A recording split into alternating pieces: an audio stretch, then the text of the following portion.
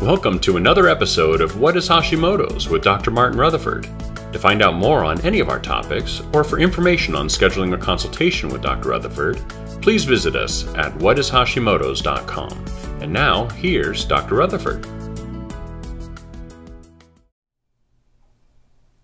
Okay, so today we're going to answer the questions from those of you who asked about Hashimoto's and eye issues, and that's it's not terribly common, but it's not terribly uncommon. It's kind of like in between. It's not something, eye issues are not something that are listed as a symptom of Hashimoto's. However,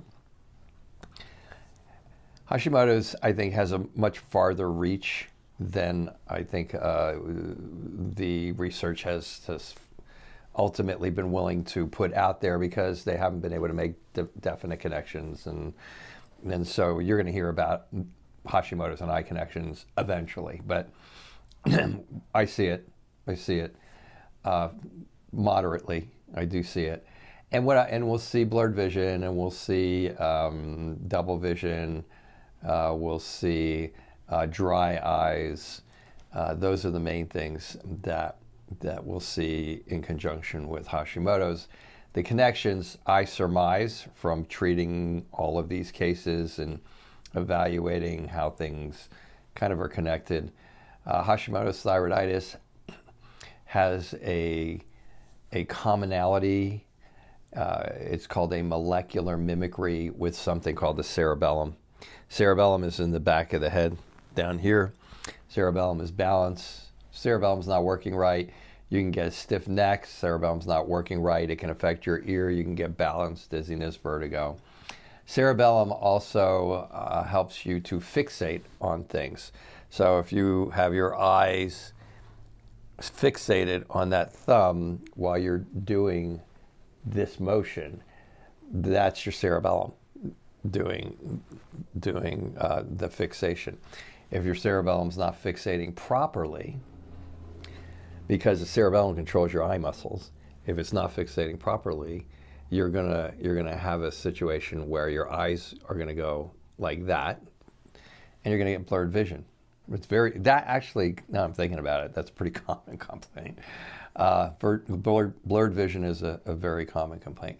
Double vision, not so much.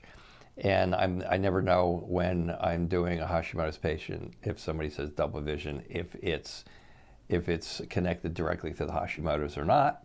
And then we've had situations where once we got the immune response under control and everything calmed down, their double vision improved or went away. So I don't know the exact mechanism for that. If that's kind of like a secondary, you fix the Hashimoto's, it decreases inflammation, and then that stabilizes some neuroinflammation in the brain. But I have seen that. The dryness of the eyes is usually more that Hashimoto's is related to a lot of other different autoimmune conditions, and one of them is Sjogren's. And Sjogren's, you'll get dry mouth, you can get dry eyes. And I see that.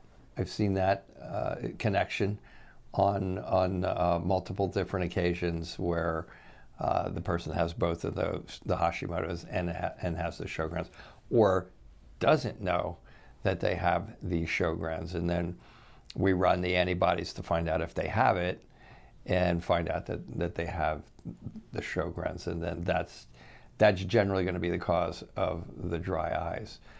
So I think in general, the eyes are affected by a lot of things.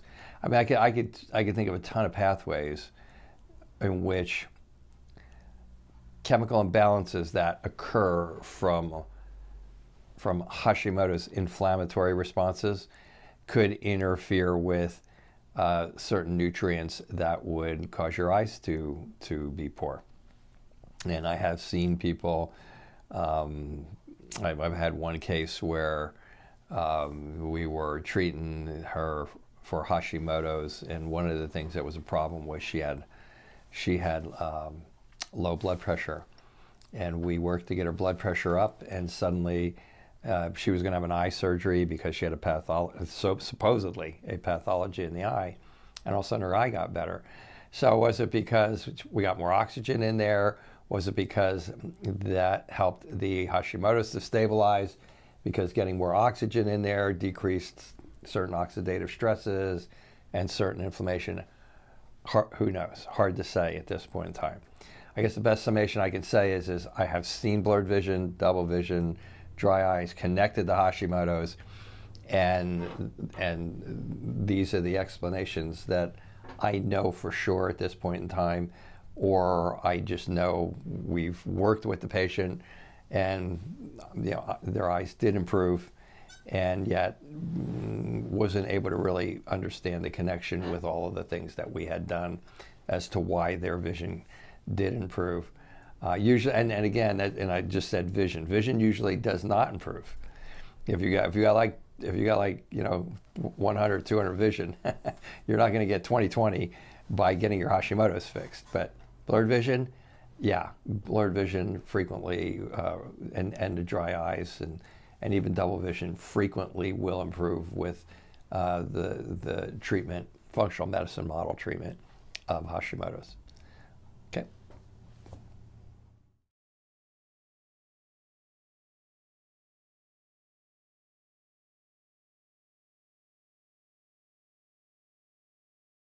Thank you for joining us for another episode of What is Hashimoto's?